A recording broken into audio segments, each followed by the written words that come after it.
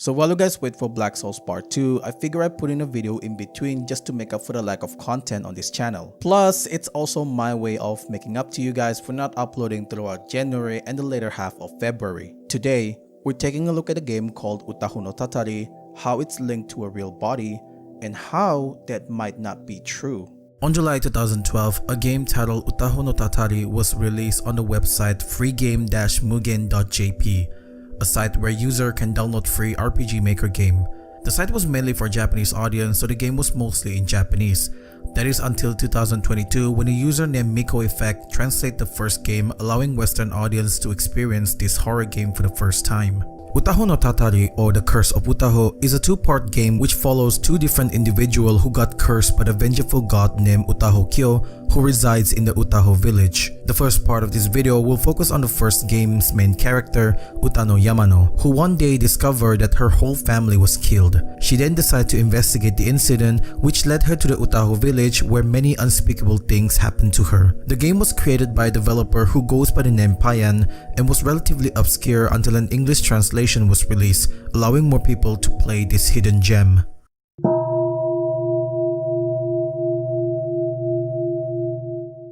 The game begins with an ominous text written by the eldest daughter of a certain family that warns whoever reading this to not seek the truth. Without telling what it was, she described how she's taking her own life to prevent anyone from knowing the truth.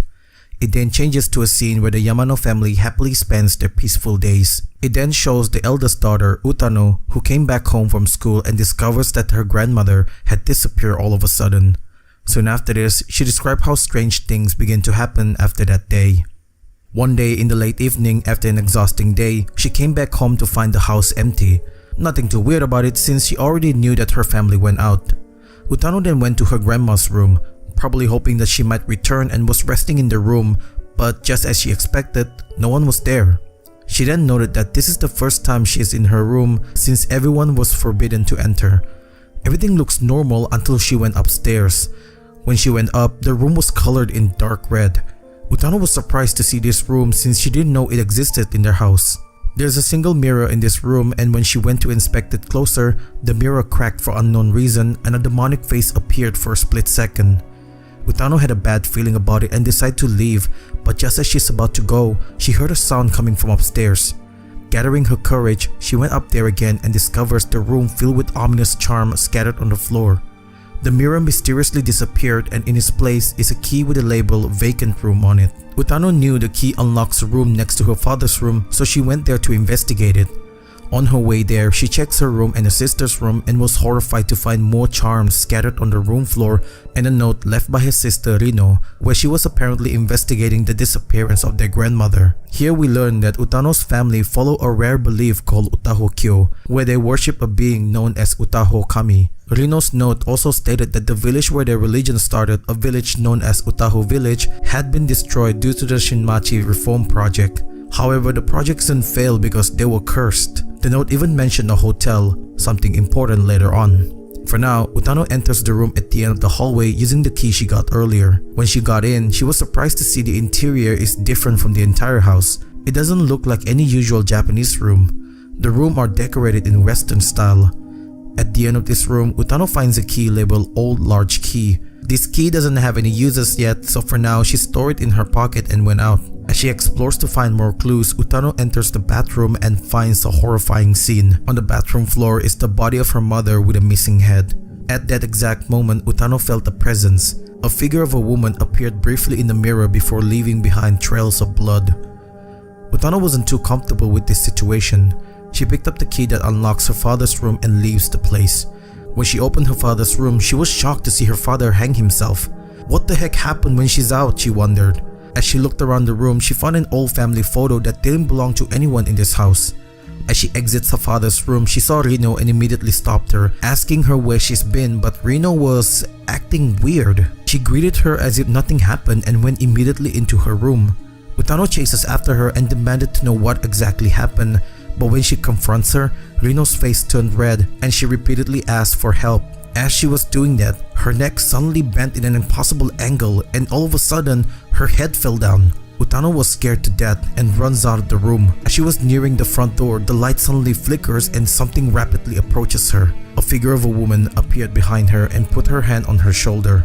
It happened for a brief second, but Utano felt the presence of something evil behind her. Not wanting to stick around to see what it was, Utano left her home and decided to head to the hotel that her sister had written in her note. She wanted to continue her investigation to see if there's any explanation on what's been happening around her.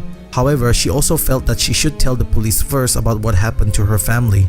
A choice had to be made, and it is here that we as the player had the option to choose. We'll talk more about the choices later on. For now, Utano decided to not tell the police and continue on to the hotel.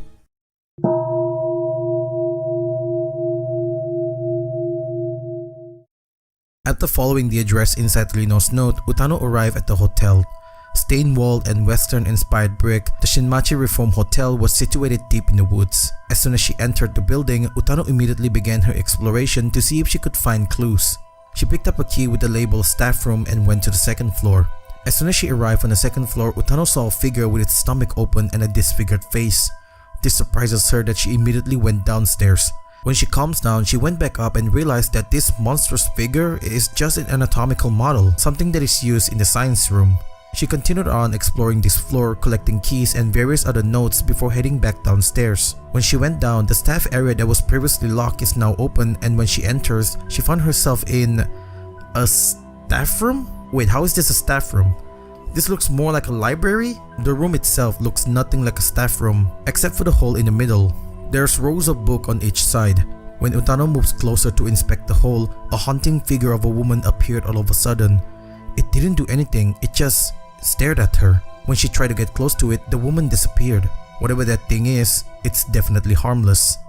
Utano then picks up a lot of notes and keys. Some of them aren't important except for one note where its label read Shinmachi Reform Plan. This note, possibly written by the owner, detailed how he acquired the hotel since this region had been isolated for so long. So he planned to revitalize the place by attracting more tourists. A nice plan, but a terrible idea because as we learn later on, this plan brings more harm than good. Either way, Utano continues her exploration. She made her way to the third floor where she enters a room with 3 drawings scattered on the floor. She picked it up, and right as she was about to pick up the third drawing, blood splattered suddenly appeared from the wall. Utano was surprised to see this but noticed the wall was kind of easier to break now. However, she needed an equipment to break the wall. Since she didn't have the necessary tool for it yet, she decided to leave it for now. After picking up 2 more drawings, Utano entered a room where there's a lot of TVs inside. One of them was on, and when she looked at it, she saw the anatomical model from before appeared on his floor and is slowly making its way to where she is. Utano was terrified. She was ready to leave, but as soon as she approached the door, the model appeared, running away like her life depends on— Wait. I guess I need to explain some stuff. The game does have chase scene, but as you can see, it's not the usual fast-paced chase scene. Enemies are generally slow, and the worst part is, the chase itself is not that scary. Unlike the chase scene in the witch's house where it's fast-paced, this one is pretty slow.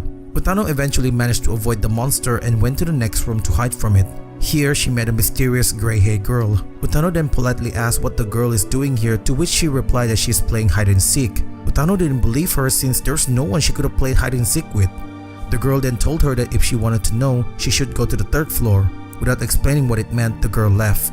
Utano was puzzled by this and decided to ask her for more, but what awaits her was a giant head who chases her until the end of the hallway. She barely survived this monster by running away from it.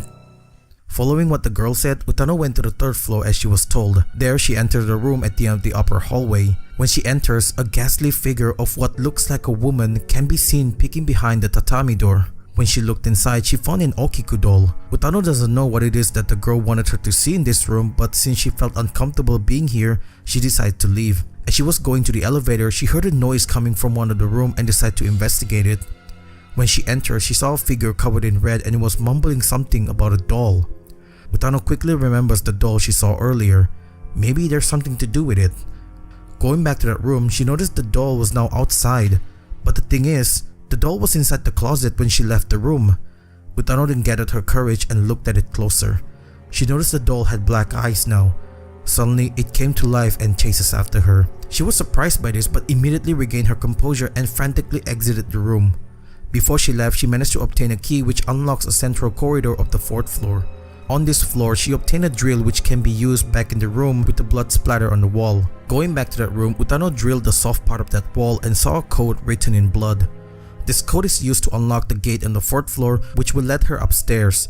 When she got to the 5th floor, the place was a mess. It's impossible to navigate through the entire floor because it's filled with holes. Still, Utano somehow managed to get to the end and obtain a key to a room on the 6th floor.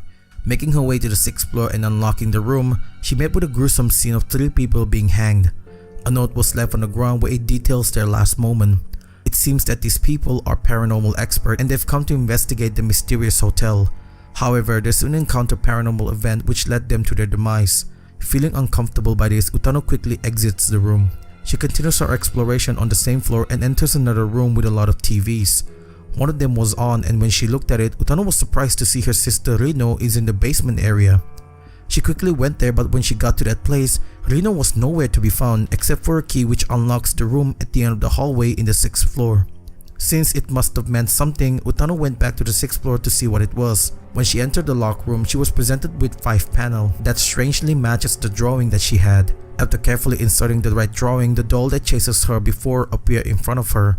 It then told her that she's the real doll, prompting a choice for Utano whether to believe it or not. Now here's a good time to talk about choices. Depending on what you choose, these 2 choices will give a different ending. You might want to save beforehand so that you don't end up replaying the game again. I'll talk about the other ending after this. For now, we're going to choose to not believe the doll. The doll then screamed and started talking gibberish. This made her uncomfortable, so Utano decided to leave the room. As she made her way back to the elevator, the first door on this floor opens up by itself. Curiosity got the better of her and she decided to look inside. A single TV was in this room. Utano approached it and it instantly began playing a clip of someone talking about something that was in the basement of the building. It then revealed that this person is someone who is working on the Shinmachi reform project, the one who's responsible for the curse that had affected this hotel. The clip then ended with it telling Utano to look behind, which she did, and found a bloody writing that told her that the real doll is hiding in the 4th floor. Utano returns to the 4th floor and finds the doll in the same room where she saw the red figure before. The doll then muttered something weird before telling her that she's the only one who could help. It then told her to return to the 6th floor where she enters the TV room and saw something going inside the 5th floor elevator. She decided to check it out and was surprised to find the gray-haired girl again. The girl then locked the elevator door and told her to find the truth before dropping a pendant. When she picked it up, Utano realized that this pendant belonged to her mother. So many questions filled her mind and she wanted to ask the girl, but the girl was already dead. However, before she died, she somehow took Utano to an unknown floor where she picked up the map to the Utaho village. But as soon as she picked up the map, the light flickers and the demonic voice can be heard just behind her.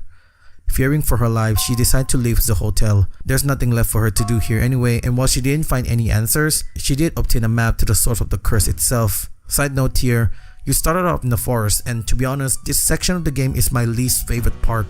Mainly because it's nothing but search quests where you had to find keys to unlock the houses in the village. The key itself is hidden in a place called a tower. Each tower had a well and the keys are hidden near them. There's a total of 16 towers but you only get 9 keys, and out of those 9 keys, only 4 of them are important because there's only 4 houses in the village. There's a map given with the important keys marked on it, but it's pretty much useless because they're damaged to the point where you can't see the pathway to the towers, making navigation in the forest a pain in the ass. But I guess the developer realized this because they implement a skip option. Simply go to the cave on the left side where you first started and enter open as the password, which gave you the necessary key and teleporting you to the village. After what seems like hours, Utano finally arrived in Utaho village, a desolate place where not a single villager's in sight. Eventually, she found the entrance to a large house. This is where the old key that she found in her house became useful. The key fits perfectly with the door, allowing her to enter. She continued her exploration in that house until eventually she enters what seems to be a library. As she explores the library, she heard someone exits the room. Since she knew the place was abandoned, no one was supposed to be there. Utano chases after that person, who eventually led her to a large room. The person is none other than her grandma, who was supposed to be missing. She had so many questions for her, but all she felt right now is relief. As she approached her grandma and called her name, her grandma suddenly starts shouting to be forgiven and ask for help. Suddenly, the gray-haired girl appeared once again, this time telling Utano's grandma that she's not Utaho and that every blood relative of her must be killed. She then broke the mirror and the mask in front of them turned red all of a sudden. Grandma was scared by this and immediately runs away. Utano chases after her where she enters through a cracked wall. Inside, she found her grandma, but before she could talk to her, her grandma was pulled inside the well by a ghostly woman who we saw back at the hotel. Refusing to give up, Utano remembers that at the entrance of the village, there is another well. Her grandma might have made it out somehow. As she was trying to reach the exit of the house, various monsters that we saw haunting her back at the hotel is now chasing after her, as if they're preventing her from escaping. She manages to escape and returns to the entrance of the village where, just as she expected, her grandma was there. She called out her name, but again, her grandma ignored her and went deeper into the forest. As she desperately tries to stop her, the screen flickers and we saw Rino appear behind Utaho, and the game ended there.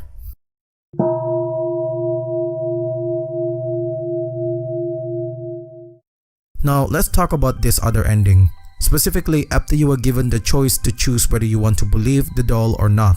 You see, if you choose to believe the doll, it will give her a vocalizer. This vocalizer will act like a guide where it'll show Utaho the past event through conversation.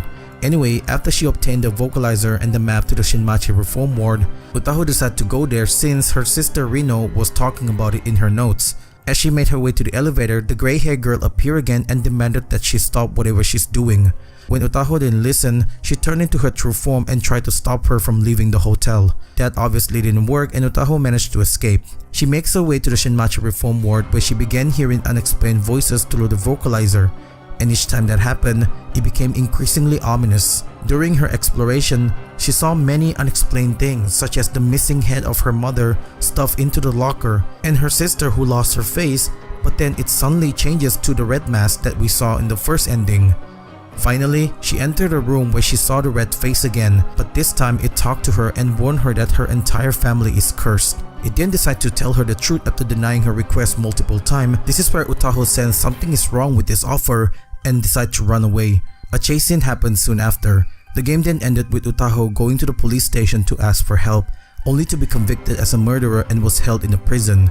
The camera then showed Utaho screaming for help as it glitches, indicating that something happened to her. So now, let's move on to the second part where the story focuses on a woman named Shizune Kito who worked for a company that deals with paranormal stuff. One day, after forgetting her cell phone at her workplace, she stumbled upon a document and a video clip of the incident that took the lives of few researchers. Curious about it, she decided to investigate it further, but things took a dark turn when she learns about the truth of the curse and she herself began to experience a lot of terrifying paranormal events.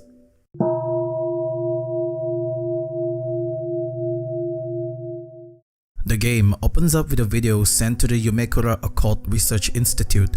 The video is about a paranormal investigation done by a group of researchers who went missing a few years ago. In that video, we can see what seems to be a shadowy figure appearing for a brief moment before disappearing, following the user who is video recording the place. Once the video ended, it then displays another text where it said the video was sent to the Yumekura Occult Research Institute with a warning note along with it. It then continues on with the game telling us that the researchers who is doing these investigations are still considered missing. However, the weird thing is, the tape was sent by one of the researchers who labeled the tape as Sato General Hospital. If all of this sounds familiar, that's because we already saw the fate of these researchers in the first game when Utano visited the hotel. I find it funny how the first game mentioned that the bodies of the missing researchers were never found, yet Utano managed to find them by accident hidden in a locked room. Anyways, after watching the video, we're introduced to the new protagonist of this sequel, a young woman who worked in the Yumekura Occult Research Institute, the very same company where the cursed tape was sent. Already, things were not looking well. Anyway, Shizune makes her way to the office and towards her desk. Here, for some reason, the PC is on. Weird, but she didn't think too much of it. Still, she checks if there's anything that she missed. Now, we get to see what's on the desktop and surprisingly, she's very minimalistic. There's 4 apps present on the screen, however, one of them called the video player plays 2 weird and unexplained video. Here's both video.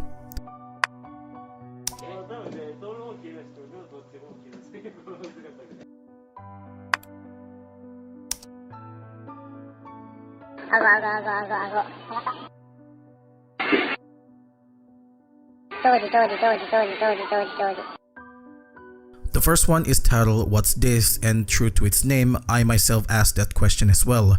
What is this video? It looks like someone was scattering paper on the street. Well, as weird as that video is, the second one is even weirder. Titled Blue Devil, this video is nothing but a random blue thing talking like a baby while floating in mid-air. Anyways, after messing with the PC for a while and didn't find anything important, Shizune turned off the computer and prepared to go home. Or so we thought, because at this point, the game branches off into 3 different routes.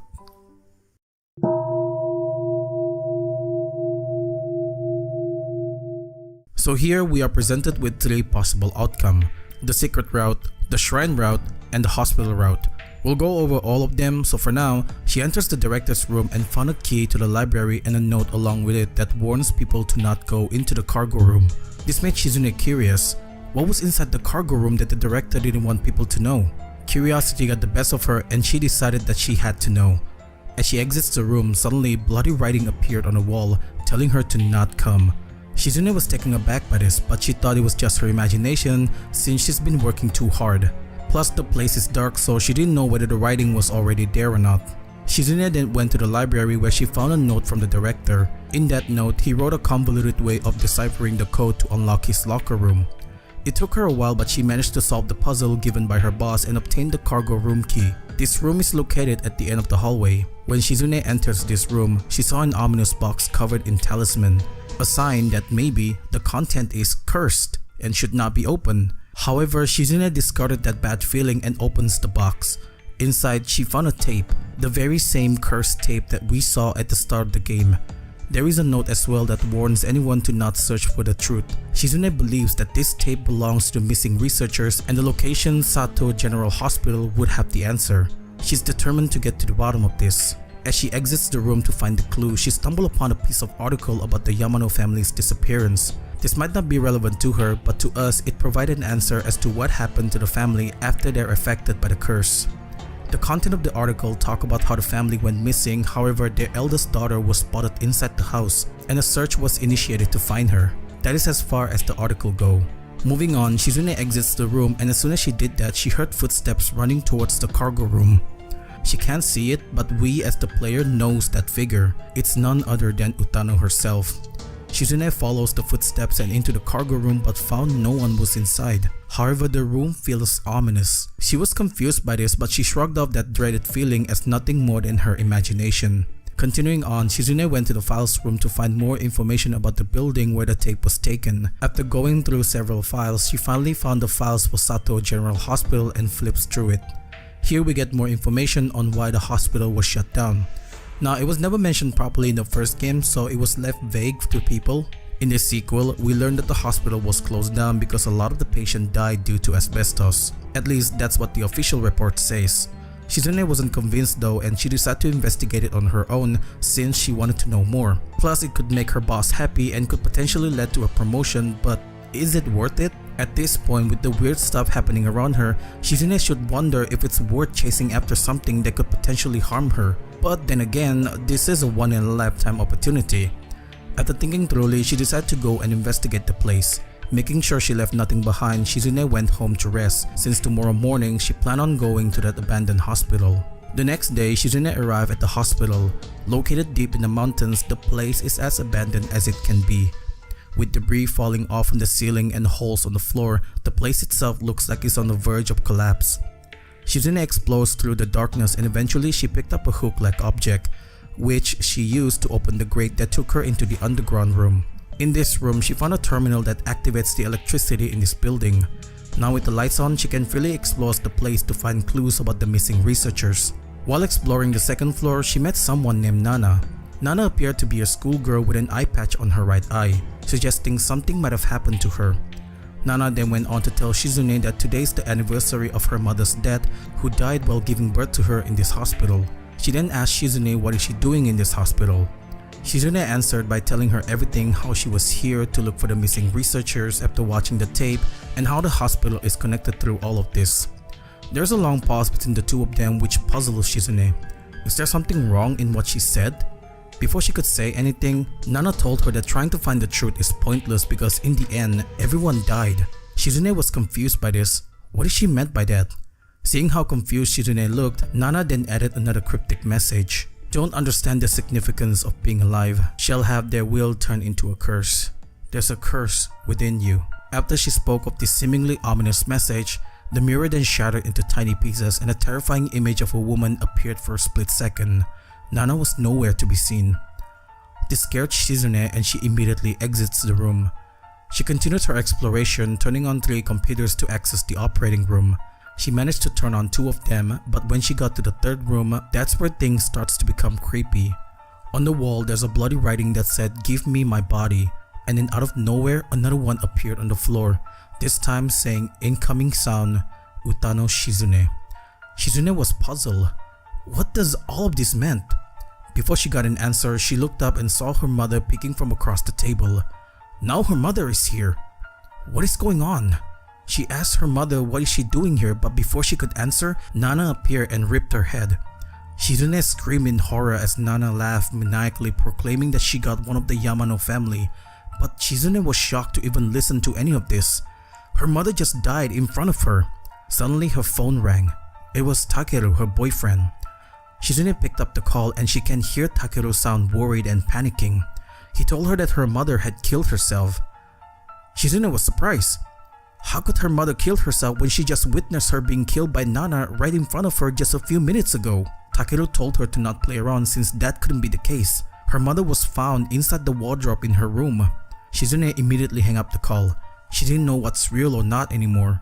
All she knows now is that she had to go back home, but as soon as she tries to exit, a floating head appeared all of a sudden. Luckily, she avoided the head from killing her and exits the room. When she got to the front door, she tried to open it but to no luck as the door for some reason was locked. And to make matters worse, the power suddenly went out again. Luckily this time, she remembered that she had a phone and using that flashlight from it, she navigated her way through the darkness where eventually she saw bloody footprints that leads her into the operating room. When she entered the room, a woman in a bloody clothing approached her rapidly. Shizune quickly exits the room. She wondered if she was hallucinating. Taking a deep breath, she entered the room again and this time, she didn't see the woman. Maybe she was hallucinating? As she explores the room, she saw a woman who the player knows all too well. It's none other than Utano herself. But Shizune didn't know this person as this is her first time meeting her. She asked the figure who she is and Utano replied that she is her mother. This confused her. She already had a mother, so why is this figure claiming to be her mother instead? Before she got answers from her, Utano disappeared and in her place is a key to the child's care room. Shizune didn't know what's real or not anymore. She decided to go there to see if there's anything she could find since she was given this key.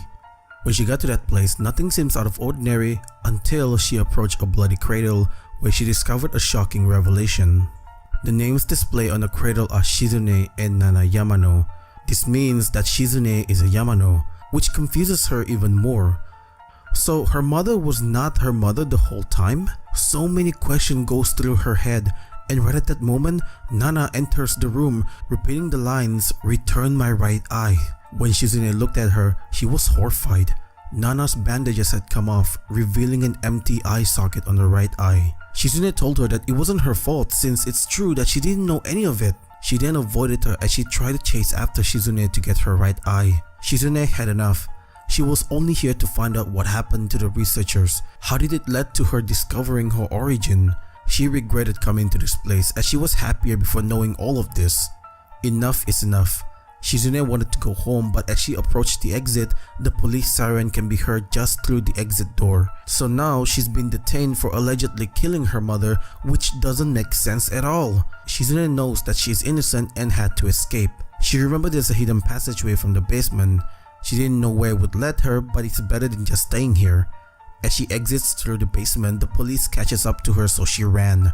While she was running, various monsters chases after her. Even the girl from the first game joins in. Eventually, she saw a path leading upstairs and went through it, but instead of freedom, Shizune appears to be in another room where there's dead bodies inside. The camera pans, revealing the place to be on the other side of the Shinmachi Hotel's basement. The same place where in the first game, Utano felt something ominous on the other side. When the camera returns to Shizune, we saw the girl who is an Oni with a bunch of floating head. The Oni told her that Shizune had learned the truth and now must be killed. Shizune asked her why must she be killed just because she learns the truth. The Oni told her that because she knew of the truth, the curse of Utaho lives on. It was supposed to be hidden until a certain woman in 1997 discovers it again, reviving the curse once more. Shizune begs for her life as she haven't done anything yet. She still haven't married Takeru yet. However, the Oni just reassured her that everyone will die eventually. The screen fades to black as the head surrounds her, killing Shizune. Some time had passed and an unknown woman appeared in the basement of the Shinmachi Hotel. She looked around the place before deciding to tell everybody about this place, reviving Utahokami once again.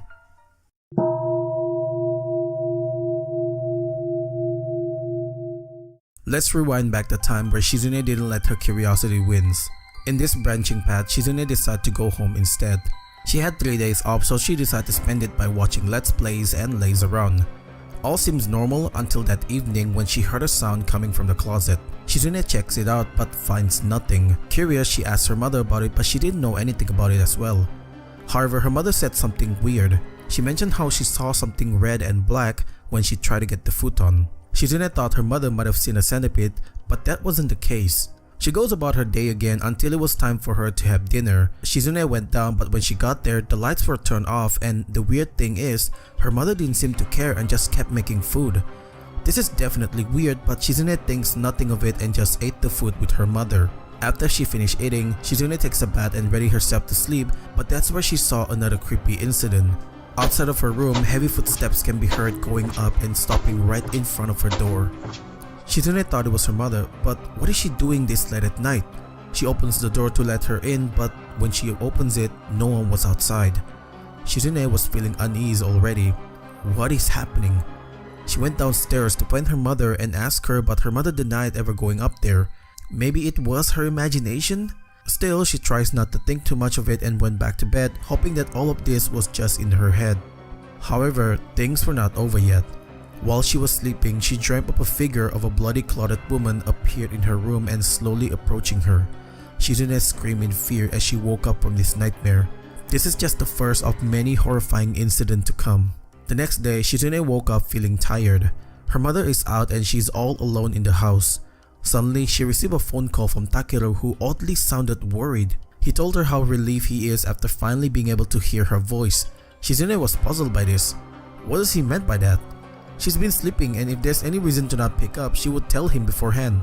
Shizune dismissed what Takeru said and told him that she had a 3-day off. Takeru suggested they go out somewhere, but Shizune declined, saying that she wanted to relax on her own, which turns out well for both of them since Takeru is also busy with work. After they're done talking, Shizune tries to go downstairs, but it suddenly got dark. She didn't realize she was talking that long.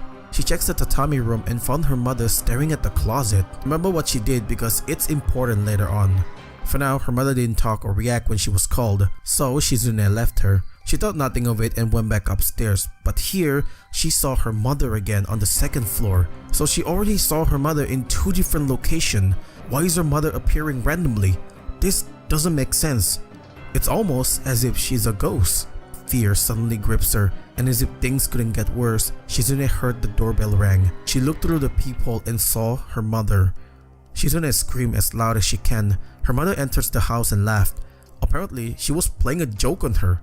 Shizune asked her where has she been all this day, and her mother told her that she's been out for a while. She told her that she already informed Shizune earlier that morning, but that doesn't make sense. When she woke up, her mother was nowhere to be found, so when did this happen? Nothing makes sense anymore. Shizune was so overwhelmed with emotion that she just lashed out at her mother and went immediately into her room. After calming down, she texted her mother saying sorry to her, and her mother replied by saying sorry as well. Here we got our first choice in the game.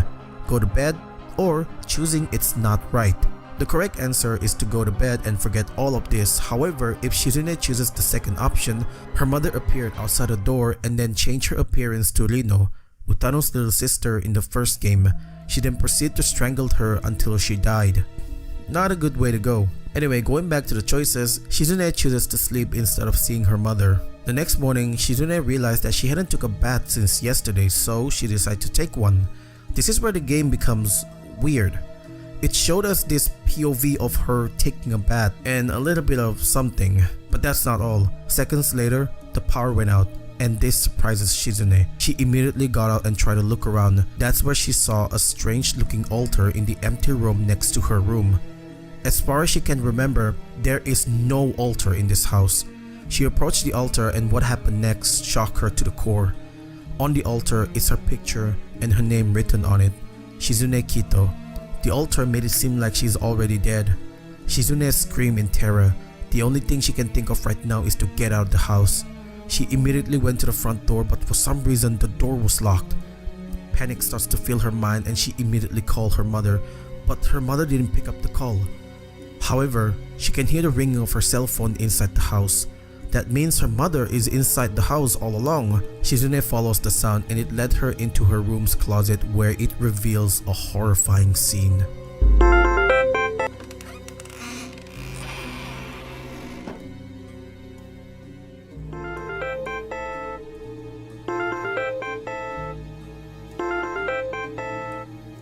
When she opens the closet door, the head of her mother can be seen peeking through the closet.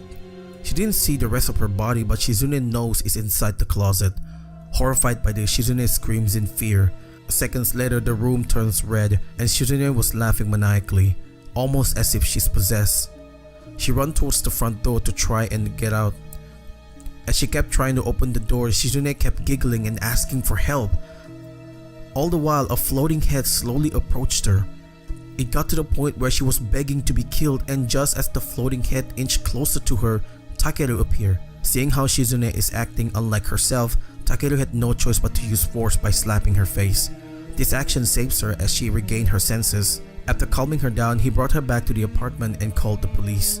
In his apartment, Takeru asked if she had anything to do with her mother's death, since she was the only one there, so naturally, Shizune could potentially be the suspect. Shizune couldn't believe what she heard. She's the victim here. Her mother just died and the police wanted to blame it on her? Takeru calmed her down and told her that her mother's death is weird. She died because of starvation. Apparently, she's been dead for 10 days already. Shizune was shocked to hear this. She was just talking with her mother a few days ago. How could she be dead? Disbelief in what she heard, Shizune didn't know what to say. Takeru promised that he will protect her no matter what and excused himself to go to work. Shizune spends her time by watching the TV until eventually she fell asleep. When Takeru came back home, he saw her fell asleep on the carpet floor, so he took her back to his room to let her rest. After that, Takeru went back to the living room to sleep there. This is where things get creepy. The TV suddenly turns on and played an old video.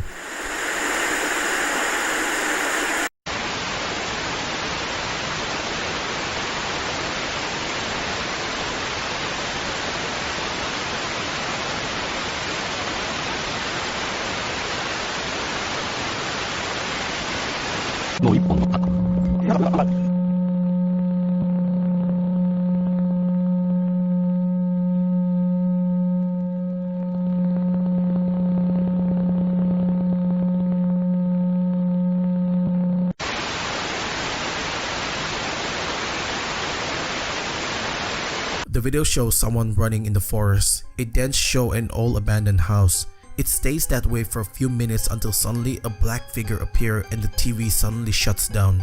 Takeru was surprised to see this. Suddenly, everything turns red. As he opens the door, a woman's head suddenly appeared and rapidly closing in on him. Takeru instantly went back inside, but it was too late. He felt something on his feet and looked down, but before he could see what it was, something grabbed him and dragged his body into the hole in the wall. Not long after that, Shizune woke up and was looking for Takeru. As she was searching for him, she suddenly got a call from him who told him that he's going to the shrine and asked her to hurry up. Shizune was confused by this. The closest shrine that she could think of was the Shin shrine, but why did Takeru want to go there? Is there something in that shrine? Well, as she later found out, the shrine holds a much darker secret. Arriving at the shrine, this is where things become disturbing. So on the left side, there are 3 torii gates. Nothing out of the ordinary, but if Shizune went through it, the game glitches and became corrupted. Seconds later, a picture of what seems to be a corpse can be seen. Apparently, this picture is from a real dead body. Anyway, Shizune enters the shrines and finds many disturbing things, such as unexplained head popping out from the floor, weird and creepy painting, but that doesn't stop her from trying to find Takeru. She continued on inside where she solved a puzzle involving Utahokami. The puzzle instructs her to find 3 spear objects and then insert them into a hole. Once she completes all 3 of them, the final door opens, which took her into a room with 2 boxes. As she approached it, the Oni appeared trying to stop her from opening one of them. Now here we are given another choice, left or right.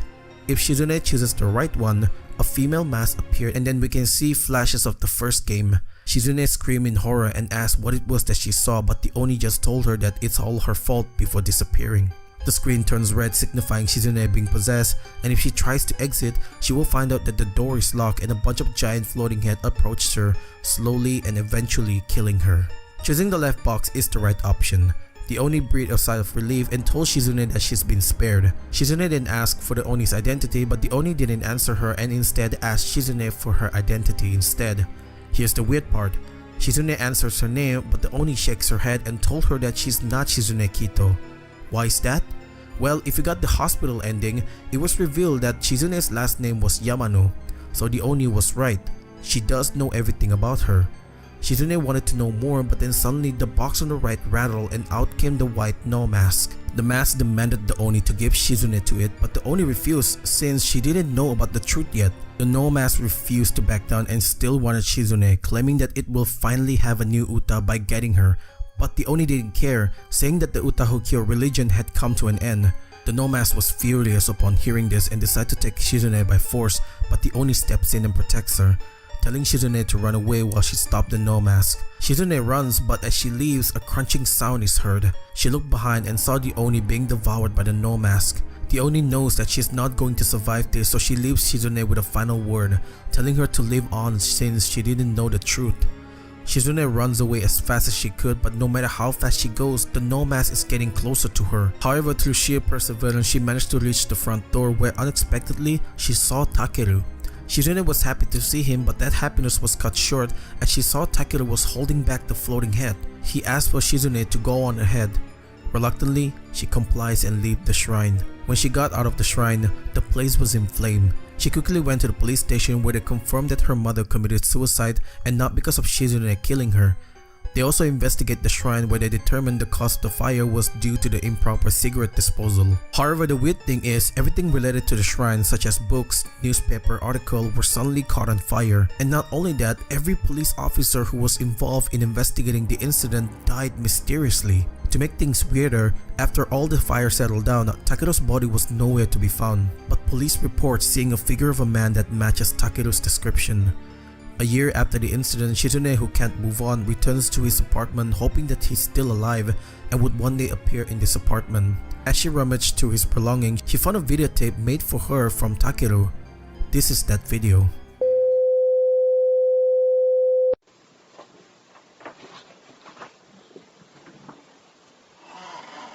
Shizune, もし俺に何かあったら、まずお前は真っ先に逃げてほしい。そして俺のことは忘れて、完全にお前の記憶から俺のことを消してくれ。完全にお前の記憶から俺のことを消してくれ。Video. After watching the video, the game ended with an apparition of Takeru watching her from a distance.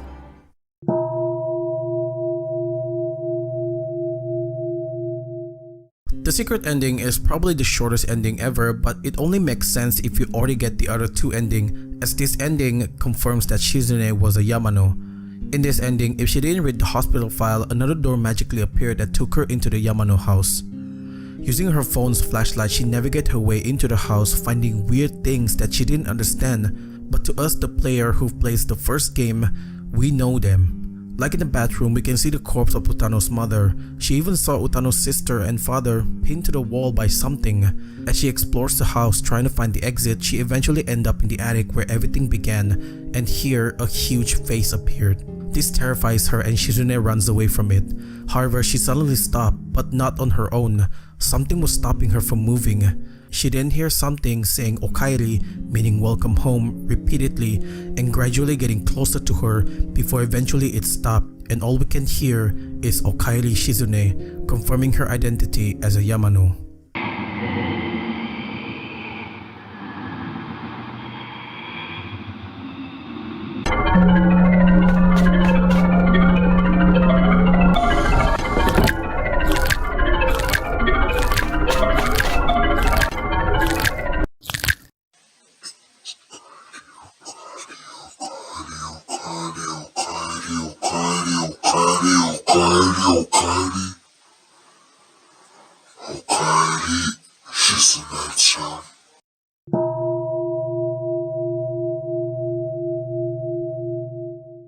So understanding Utahonotatari 2 is pretty hard considering the plot itself is confusing unless you're playing both games at the same time.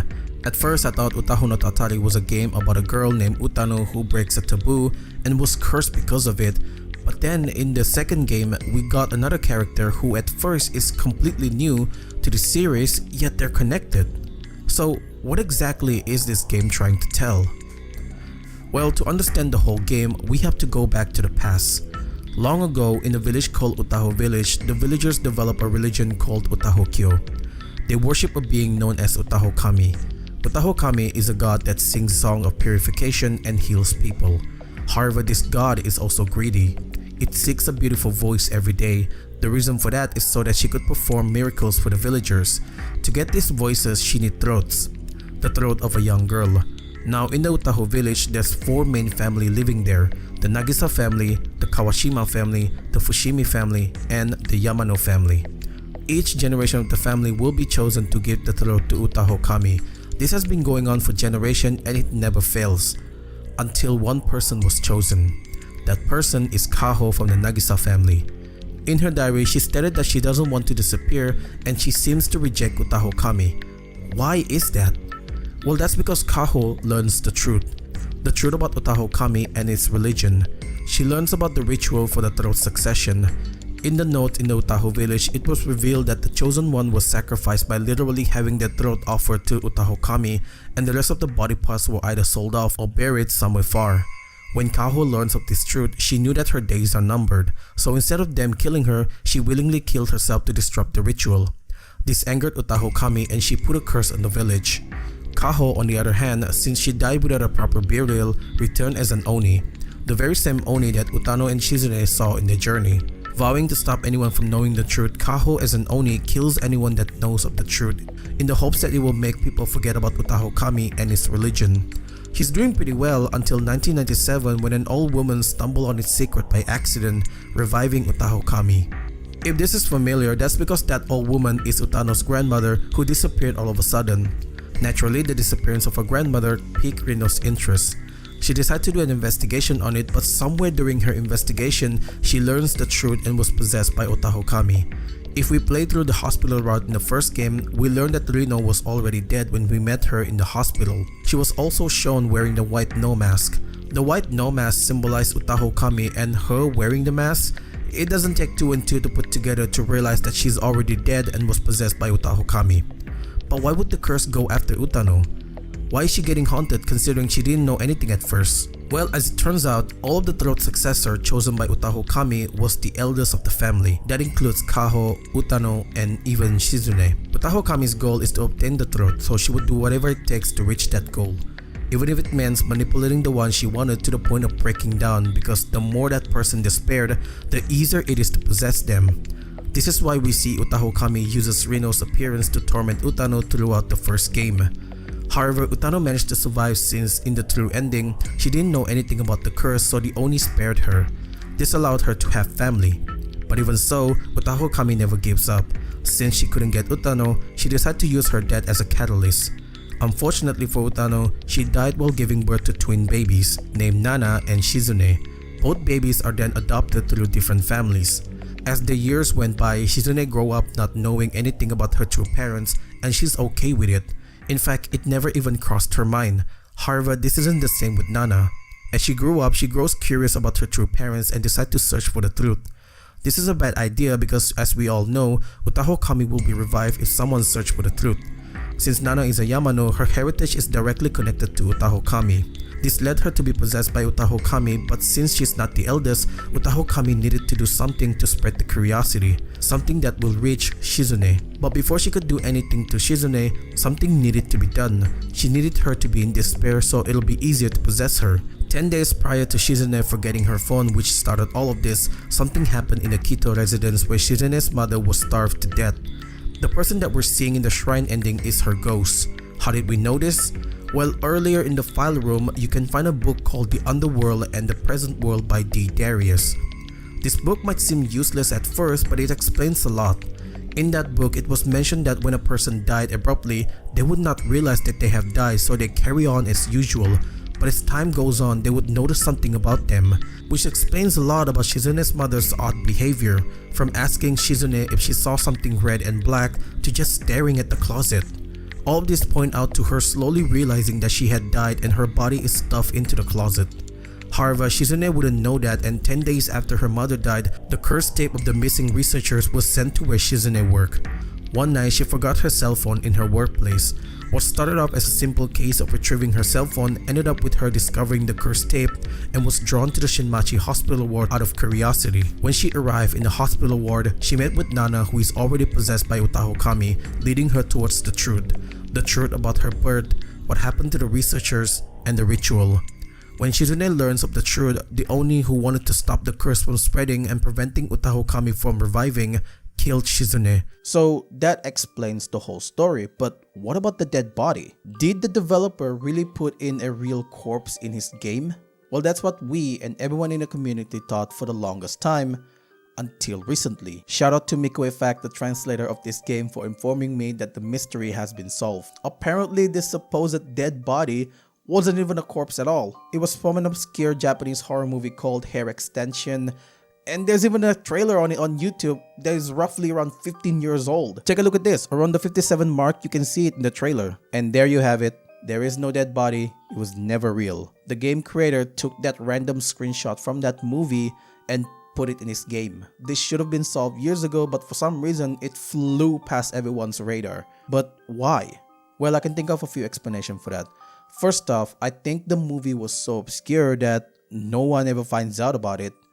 Secondly, the picture was also heavily edited to the point where it's unrecognizable from the original source. Honestly, it's crazy how this one single picture caused the game to be called a cursed game when in reality it's just a random screenshot from a movie. But yeah, thank you guys so much for watching. If you enjoy my content, don't forget to leave a like, subscribe if you want to see more stuff like this, check out my previous video if you haven't yet, and become a member to support this channel so I can put out more content like this.